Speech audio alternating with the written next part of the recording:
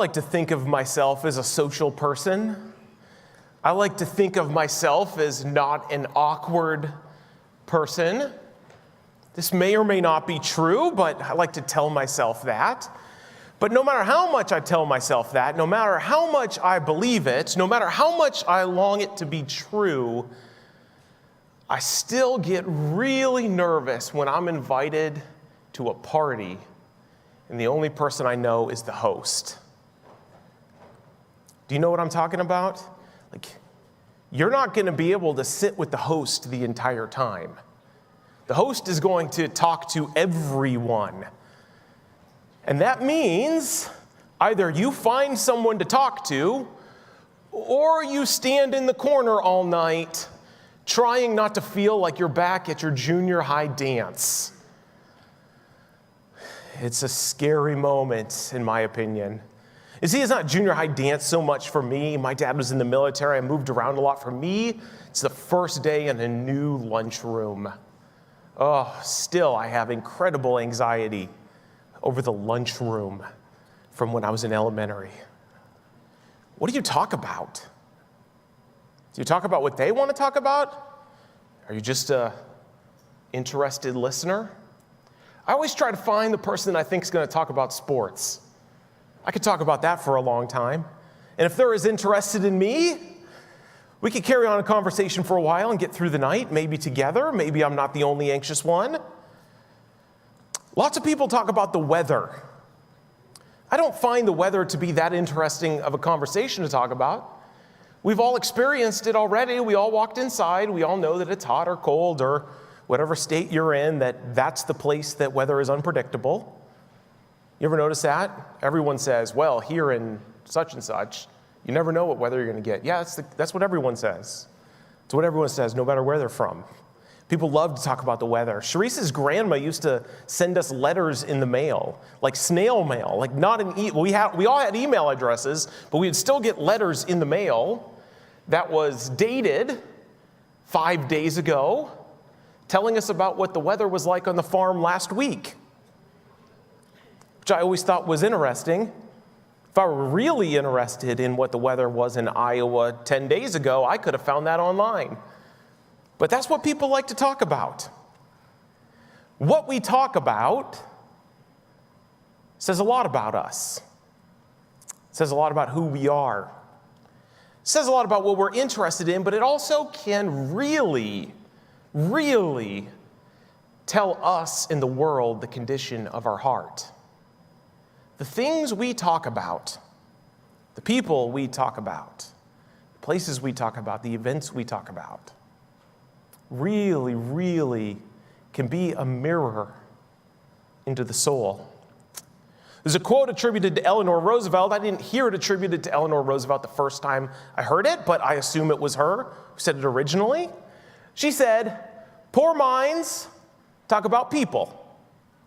Average minds talk about events. And great minds talk about ideas." It's a pretty interesting quote, I think.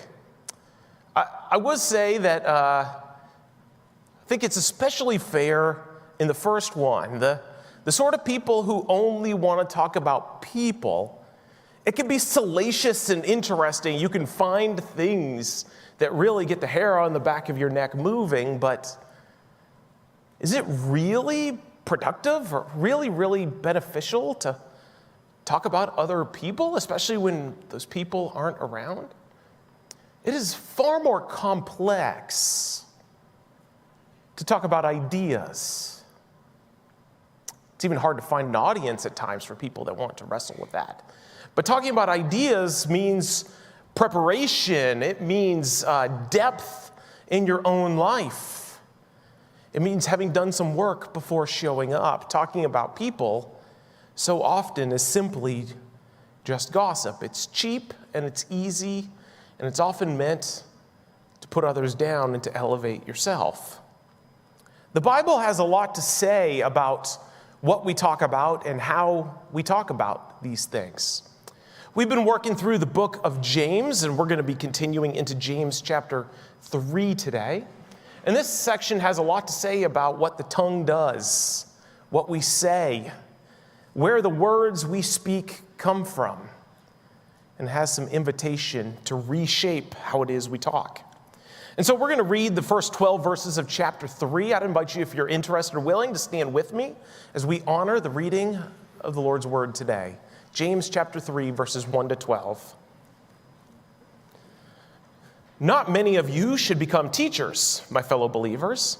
See that? My fellow believers is nicer last week when he called us a foolish person. My fellow believers, because you know that we who teach will be judged more strictly. We all stumble in many ways. Anyone who is never at fault in what they say is perfect, able to keep their whole body in check. When we put bits into the mouths of horses to make them obey us, we can turn the whole animal. Or take ships as an example. Although they are so large and driven by strong winds, they are steered by a very small rudder wherever the pilot wants to go. Likewise, the tongue is a small part of the body, but it makes great boasts.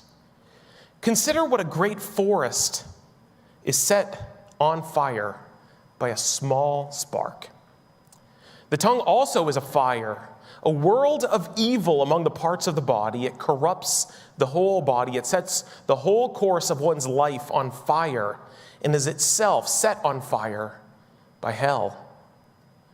All kinds of animals, birds, reptiles, and sea creatures are being tamed and have been tamed by mankind.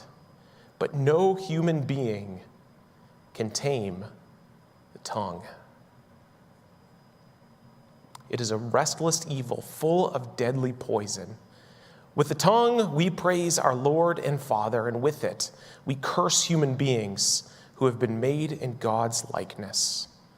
Out of the same mouth comes praise and cursing. My brothers and sisters, this should not be. Can both fresh water and salt water flow from the same spring? My brothers and sisters, can a fig tree bear olives or a grapevine bear figs? Neither can a salt spring produce fresh water. This is the word of the Lord. Thanks be to God. You may be seated.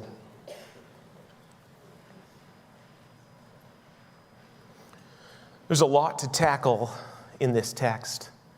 The very idea that the tongue is like a bit in a horse's mouth or a rudder on the bottom of a ship, something tiny that guides and maneuvers and moves the entire human, is a telling and even troubling metaphor. It is indeed the case that we are guided and moved by the way we speak. People understand us through the way that we speak. People get to know us by the way that we speak. Our words matter. Our words matter. Here, the major finishing metaphor that's used in this text is the idea of salt and fresh water, that they can't come from the same spring. I have a picture from British Columbia, Canada. This is salt water and fresh water meeting in the Strait of Georgia outside of Vancouver. Salt and fresh water tend to meet where a river dumps into a sea. That's the most common place that it happens. Occasionally, the waters can mix. That's called brackish water.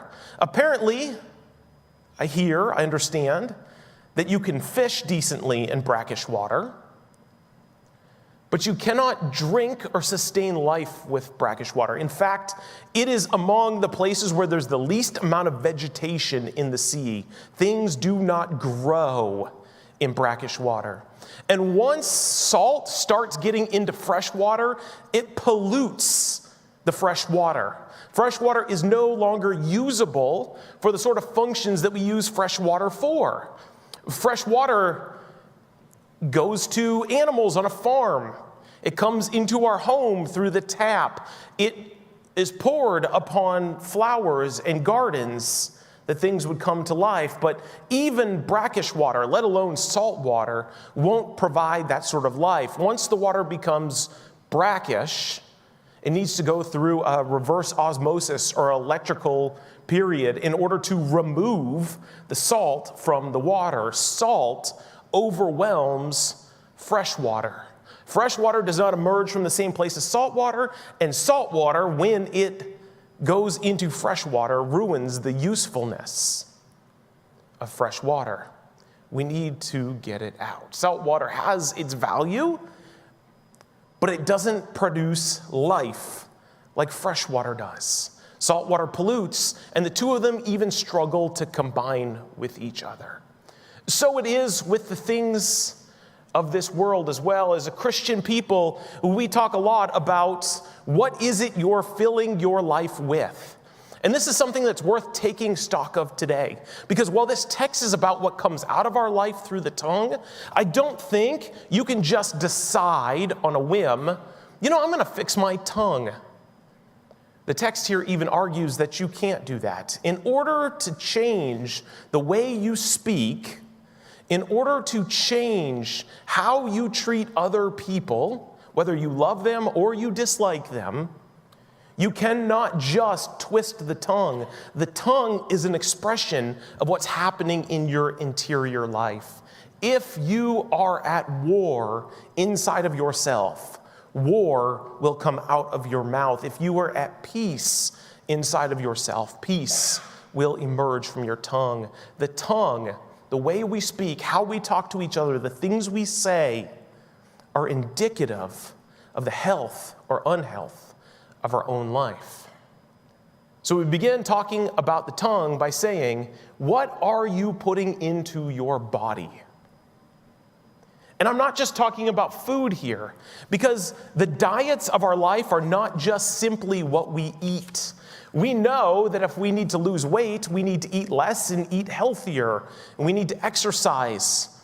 But if our spiritual life or our internal life, our psychological life, our mental life, our interior world are unhealthy, we ought to also look at what our diet is.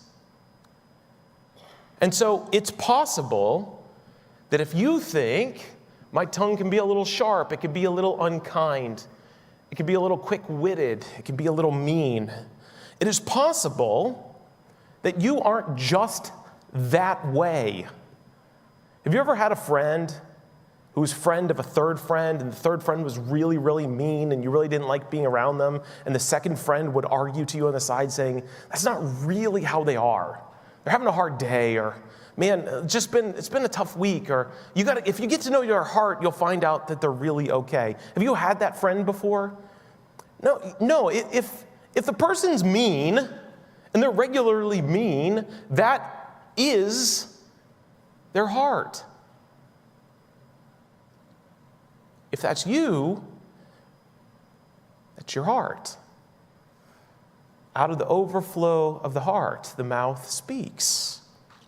And so it's worth thinking about what the diet of what we're putting into our life is. What are we watching? What are we listening to? What are we reading? Who are the people we spend our time with? Are these things producing within us a healthy, peaceful life, or are they creating us to be a people of chaos and discord, and anger, and rage? We need to be mindful of the things we put into our body, into our emotions, into our spirit, and into our physical self. This stuff matters.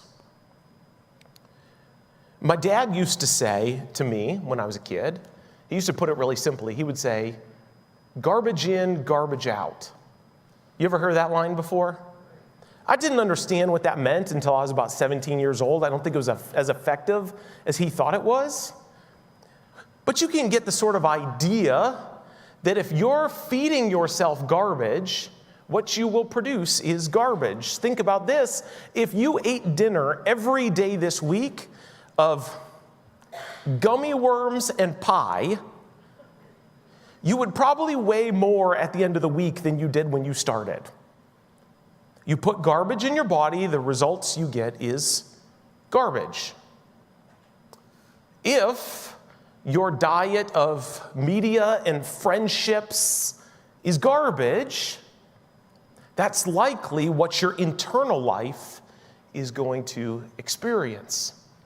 And so today I want to talk about sin, if we can. It's going to be one of those sermons, so buckle in. Whew. The New Testament word for sin is hamartia, and it's an interesting word because in its Greek origin, it's not really as gloomy as we make it seem in the church. Hamartia literally means missing the mark. You might think of going to a gun range or an archery range and aiming at the bullseye and pulling the target close to yourself and seeing that you missed the target altogether, and you hamartia'd. You aimed at the bullseye, you missed the bullseye. It's a hamartia. That's the word, the very, very literal word in the New Testament for sin. And so when we sin, we have missed the mark that God has set before us. God has called us to be and to do and to live. And when we don't do that, we have hamartia'd. Now, I think there's a little bit of a misunderstanding about sin in the church. I think that a lot of people think of sin as like this continual lifelong test where God is seeing whether or not we can pass the test. Like God has a cosmic checkbook and he's checking to see every time, oh, missed the mark there. Oh, hit someone else's mark there. My goodness. Oh, missed the mark. And there's this cosmic list where God is keeping, and one day you'll stand before him and say, woo, look at all these sins. That's bad. God has not put temptation and sin before us to see whether or not we are worthy. Sin is indeed a breaking of God's call and command, but God has given us these calls and commands that we might live abundantly, not that we would live in scarcity to prove that we deserve heaven. The way of God leads to health and joy and hope and vibrancy in this lifetime into the kingdom forever. Following the way that God has created and placed before us is meant to give us an abundant life, a better way of living now. Sometimes it's easier to look at this back in history than it is to just think about it in your own life situation right now. The law that was given to Israel they were not able to keep up the commands that were given them. But when we look upon the world they lived in and we think about it with our rational scientific minds, most of the things they were asked to do were to their own benefit and life and credit. We get in mind that sneaking around will lead us to a better life. But the way they were living was, the way they were called to live in the law was a way of health. It was a way of overcoming. It was a way of giving themselves a vibrant, good life. God yearns for us to be vibrant, to have a wonderful, a joyous life. That doesn't mean that it's all prosperity all the time, but the way of God is the way to true joy and true happiness. When we deviate from that, we disappoint God. Yes, we have fought against God's call and plan for us. That upsets God. I don't want to minimize that, but it upsets God because God has laid before us a pathway of life. And so often we choose shortcuts that lead instead to death. The Church of the Nazarene, the denomination that this church is part of, has a long history with legalism. I don't love legalism. I'm more or less against legalism. I don't think legalism is particularly helpful. The desire of legalism, I understand. If you create a lot of rules and a lot of structures, it gives people a playbook to make it through life. If everything is clearly black and white, right or wrong, it's very easy to judge yourself and to judge others about whether or not you're doing it right. I don't think that legalism really leads to life.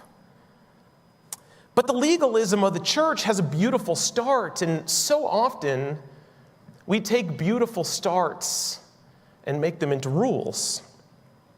The Church of the Nazarene was founded in the Los Angeles area at the turn of the 20th century, early 1900s. In the late 1800s, a pastor named Phineas Bresee moved out to Los Angeles, and Los Angeles was not the multi-million, multi-ethnic city of the world, cosmopolitan place that it is today. It was post-gold rush. It was filled with people who had moved west in hopes of striking it rich. Many of them had traveled there, very, very difficult. There was no Route 66 to get to Los Angeles in the 1800s.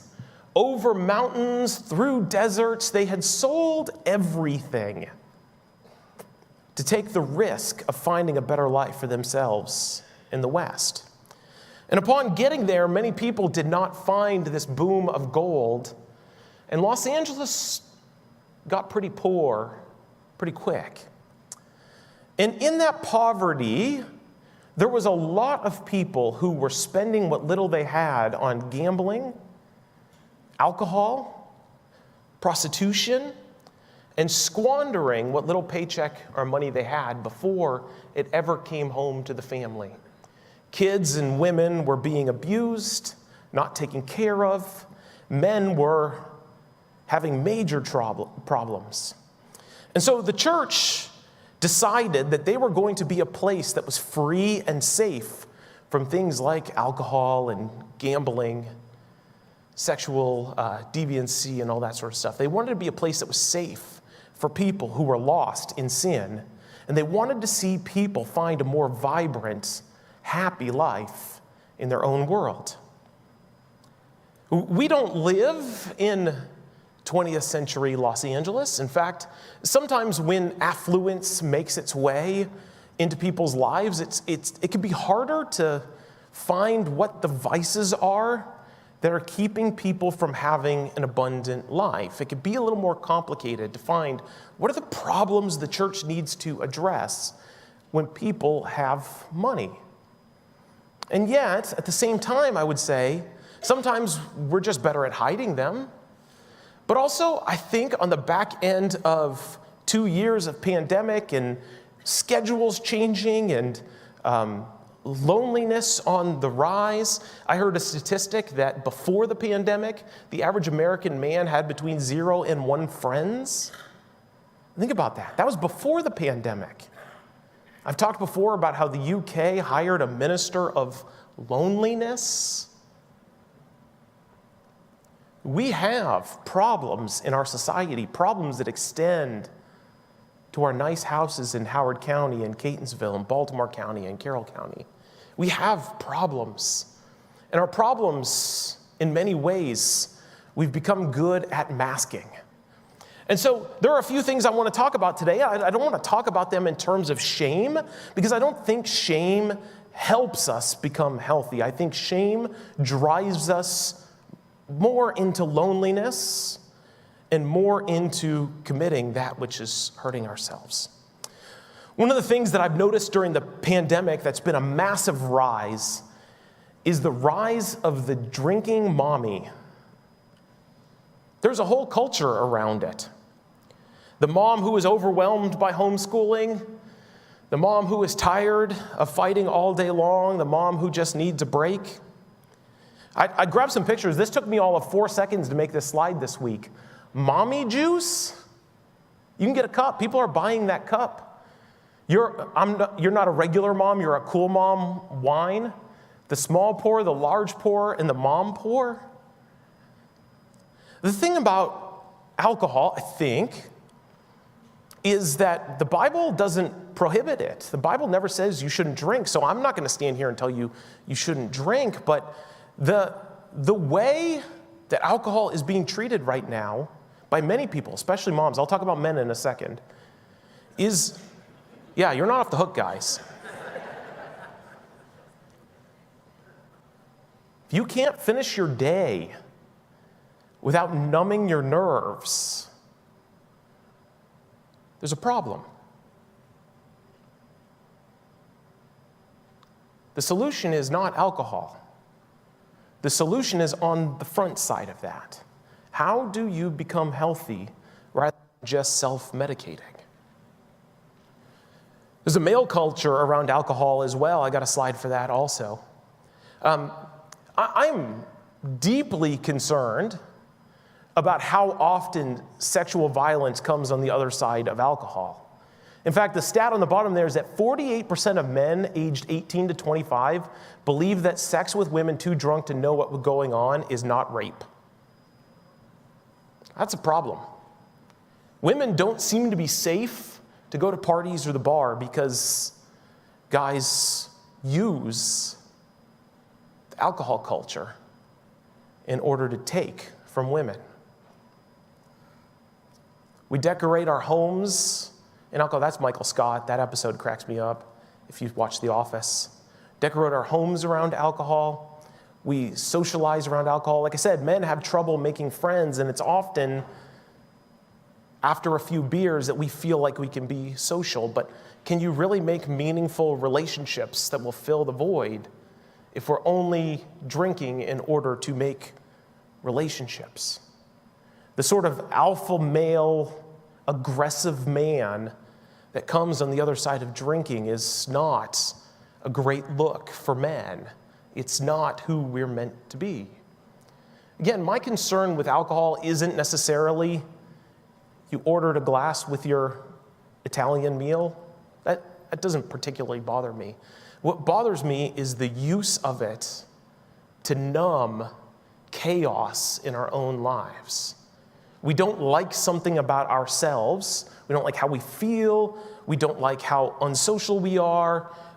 And so we use alcohol to create something else in our lives. The alcohol is not the solution. We've got to address the problem that leads us to need alcohol. And the text we talk about today, it talks about the tongue anyways. It's not exactly our best moments of speaking. We don't exactly say our proudest things when we're under the influence. Another issue in our society today that concerns me is gambling. Again, gambling isn't particularly concerning to me until it becomes a problem. In Los Angeles, in the earliest part of the church, they talked about gambling because men were receiving their paycheck and they were losing it all before they could bring it home. And there's a graph here that shows just the trajectory of the amount of money being spent in America on gambling. Now, because you can do it online, you don't have to put yourself in a car and drive to a bookie or a casino to gamble. You just simply need to log on. And so the projections here from 2014 is to go from about $2 billion to 3 years from now being almost $100 billion. That's the amount of rise that there is in people gambling.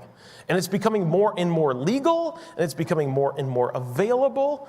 And again, like if you go on a cruise and budget $100 to play poker, and you lose your $100 and you say, well, I had fun doing that, and you can move on with life. Okay. But one of the groups of loneliness in the West is senior adults. And if you've ever been to a casino before, you can see senior adults many, many slots away from another person, just feeding and pulling. And I don't know whose money that is. Is it meant to go to their grandkids' education? Are they flush with cash? But it looks like a pretty depressing scene. No friends. They're not getting up. They're sitting there for a long time and just pouring cash into essentially an ATM machine for the casino. The house always wins. Young men, middle-aged men are gambling on sports at an incredible rate. Of course, women are able to as well, but it's through the roof. You could even play what was just fantasy games before, but put money on your fantasy games. And maybe you have a budget for this. This is a hobby. You'd spend the same amount that you would if you played video games, right? But there are a lot of people who are going well above their means, going into debt. And the amount of money and the addictiveness of gambling is overwhelming, and it can crush families, it can crush marriages, it can crush financial situations. Again, why do we need to gamble? What is happening before we place the next bet? What's going on in our own soul? What are we trying to satisfy or to feed with this sort of behavior? The last thing I'm very concerned about in the world we live in now is pornography. Pornography has a similar problem to gambling. It is on the rise because it is available. It's anonymous. You don't even have to look the Barnes & Noble clerk in the eye when they see that it's a penthouse you have anymore. Log in, search, move on. No one knows. There are many people who will argue that pornography is a victimless activity, but it very, very, very much is not. Over and over and over, the testimony of people who have found themselves addicted to pornography is that it ruins their relationships. It even ruins their ability for men, how they see women. Women become sexualized at every single moment. Pornography increases aggression. That's a massive thing that's coming through pornography. More and more people are turned on by physical violence, which is disturbing, but then it makes its way into our real lives as well. People who use pornography say they have a decreased sexual satisfaction, that it skews their own views of their body, and it creates a hookup culture that's more common. It depersonalizes. It makes other human beings commodities and not persons. I can't imagine that you can see the image of God on your neighbor when you're taking their body parts from them. Pornography destroys our minds. I have a video that I'm going to show you, just a couple minutes long, of a testimony. Terry Crews is his name. You may know him. He's a big, beefy man. He's on like Old Spice commercials and on some TV shows and movies. He's going to tell his little testimony about how his addiction to pornography nearly ruined his marriage. And even worse, he realized it ruined the way he saw other people. So check out this short little testimony. For years, my dirty little secret was that I was addicted to pornography for years. Pornography, it really messed up my life in a lot of ways. The thing is, it became a thing where I didn't tell anybody. I didn't tell anybody. It was a thing that, it was my secret, nobody knew. And that allowed it to grow. And it got bad. And when I say bad, some people deny, they say, hey man, you can't really be addicted to pornography. There's no way.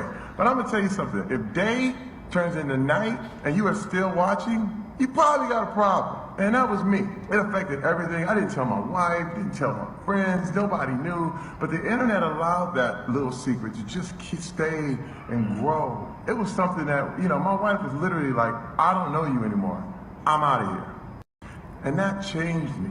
I had to change because I realized, this thing is a major problem. I literally had to go to rehab for it. The thing what I found is that by not telling people, it becomes more powerful. But when you tell, and when you put it out there in the open, just like I'm doing right now, to the whole world, it loses its power. And everybody wants you to keep this little secret.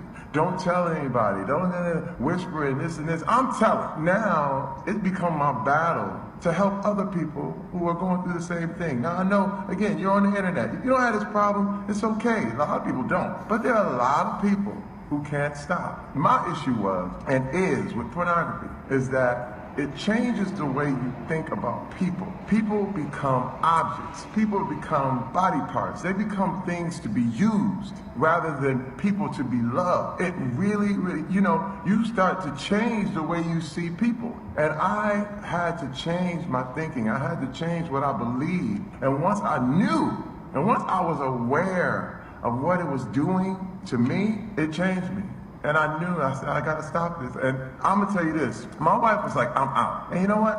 I did not get help so that I could get my wife back. I got help because I needed it. My wife could have decided, I'm gone, And that would have been it. And you know what? Ain't nothing I could have done about it because that was her choice. But she did decide to stay with me because she knew I was repentant. She knew I was going to get help. And she knew I was sorry. Let me tell you something, not enough to just ask forgiveness. It's always, always necessary to make amends, to fix the problem, to do whatever you can to fix the problem. It's a great word. The text today is about the tongue. It's about what comes out, what we say, how we treat others. The Bible says you just can't simply fix the tongue. This does say there's a problem when out of your same mouth comes praises of God and cursing of others. The tongue is meant to praise God. If the tongue is going to praise God, we've got to fix our inner life. We will see wholesomeness and goodness and kindness. We will see generosity, peacemaking, and love come out of our mouth if what we're putting into our life is good. The issue with making ourselves holy and rejecting sin and moving forward is a difficult issue, but one that needs addressing. It needs intention. It needs a plan. And so I'm going to ask you a few questions that are worth wrestling with, I think. Are you satisfied with your life?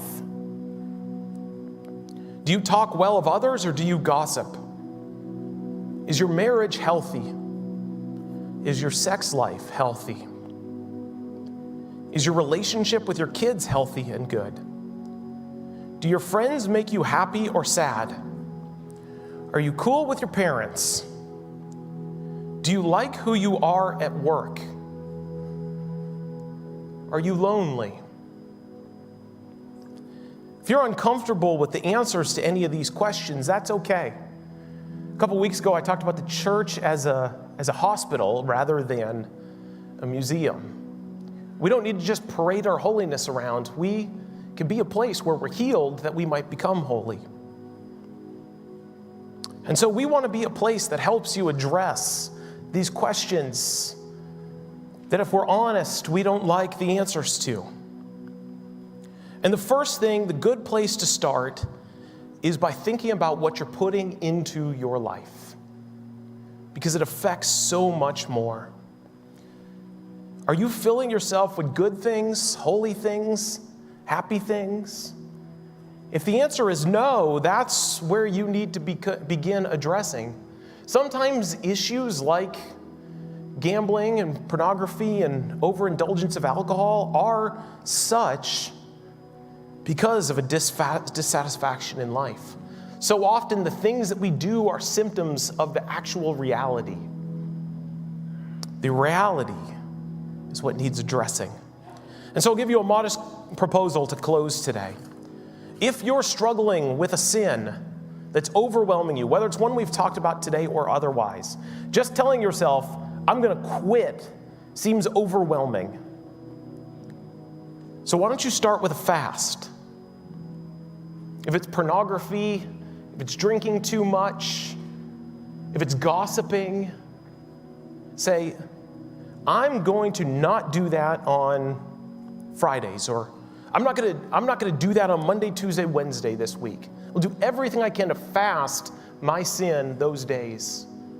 And take stock of how you felt, how difficult it was. Was it difficult? Was it not? Was your life better? What choices did you make because of it? Try fasting rather than just quitting cold turkey. Second, take frequent stock of your day and life. Do not just become a zombie moving through your life. Become aware of what makes you better, happier, holier. Become aware of what tears you down. Become aware of what breaks you. Become aware of what has happened in the moments where you are most dissatisfied with how you behaved. And then 3, and finally, find someone to talk to. Terry Crews said in his about pornography, but the power of sin is removed when we confess. We have to confess and make amends. My recommendation to you is don't confess to someone who can fire you. And don't confess to someone you can hurt by confessing it to them. But find someone to tell your story to. Telling the truth, letting it out, coming alongside of others does more to break the power of sin. We'll find that we are not alone.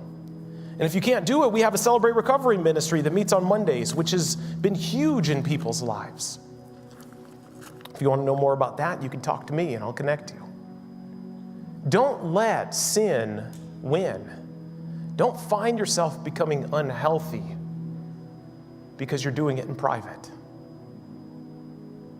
The tongue will tell the truth about the condition of your soul. You can only hide it for so long. But let God partner with you. Let the church partner with you in cleaning out what is unhealthy in your life and making you new.